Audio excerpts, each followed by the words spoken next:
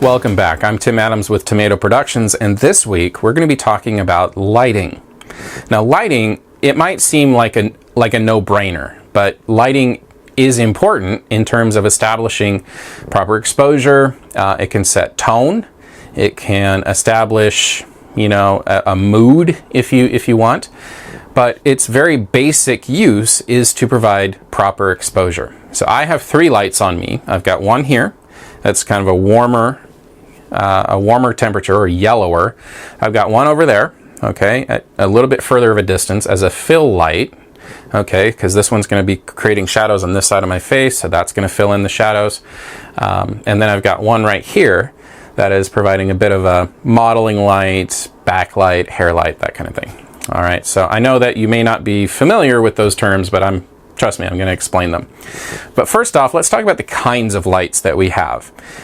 We have fluorescence, we have incandescence, but most of what we're going to be talking about are LEDs because they run cooler, they're fairly affordable these days, and they just are nicer to work with. These are all battery powered. I don't have to plug them in. Obviously I have to charge batteries, but it's very nice for me when I'm out in the field or when I need to do a quick setup. I can just pop them up. We're good to go. Super, super simple.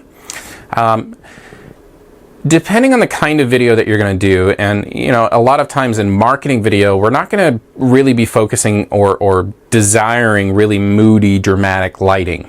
If you think about what do I mean by that? What I mean is, say, like Phantom of the Opera. That movie with Gerard Butler. That's very moody lighting. There's lots of shadows and there's a lot of stuff going on with the lighting there. We don't want that. With marketing, we want to make sure that this is lit very well because 90% of human communication is right there. So you want to have this little eye glint, because that helps establish that, okay, we've got good lighting. This is good. It's like a subconscious cue that, okay, we've got good lighting. I can pay attention. All right. So the basic concept is you have a key light, you have a fill light, and you have a backlight. Okay. The key light is what is providing the bulk of the illumination. Okay. So to give you an idea of what it looks like, I can remotely control my lights from my phone. Okay. So that's the fill light that I just turned off. Okay, so this is the key light that you're seeing. And you can see that it may not be casting really super harsh shadows, but it is casting some shadow over here. Whereas those go away when I turn that on. You see how it fills in those shadows. Now, if we reverse that and I turn off the key light, that light is probably casting a little light over here that, you're not going to be able to see because of this light. So let me turn that off. Okay, so that's just the fill that you're seeing right there. All right, so if I turn that light off, now obviously you can't see anything. Okay, so if I turn that back on and I turn the key on, okay, so now I'm lit fairly well from the front. The problem is there's really nothing separating me from the background, which is why we have the backlight. Okay, you see how it's casting light around my shoulders and around my head. Well, that separates me from the background. Yes, I know there's a shadow back there, and I don't really get bothered about that, but you might. And so the way that you deal with that is you move the talent away from the background, okay, and you light them separately. So the other key element with lighting that is really important that you understand is that you want to make sure that you have enough.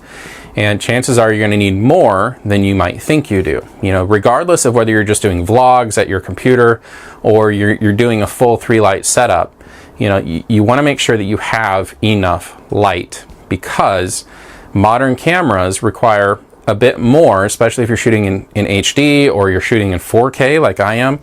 It's important that you understand that you need enough light. Now, the great thing is these lights don't cost a lot of money. They're about $70 a piece.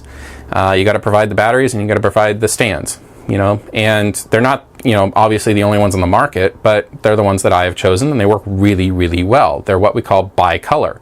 So I can change the color temperature between a cooler blue and a warmer, or a cooler white and a warmer white. What does that mean? A cooler white is more blue. A warmer white is more yellow.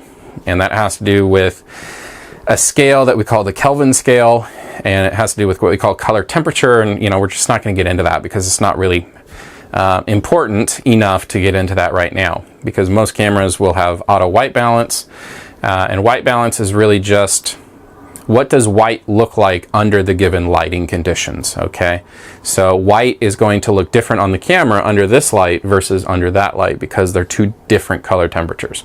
Okay, so if you have questions about lighting, and I would imagine that you probably do, because it's a pretty big topic to cover in a short video like this, and I've got some resources that I can share with you that will go more in depth about color temperature, white balance, placement of your lighting, the different lighting styles. If you're doing a vlog versus doing an on-location shoot like I am, it really has to do with what is right for you, and really understanding how lighting can really bring a lot of value to the video content that you're producing. Thanks for watching, and I'll see you next time.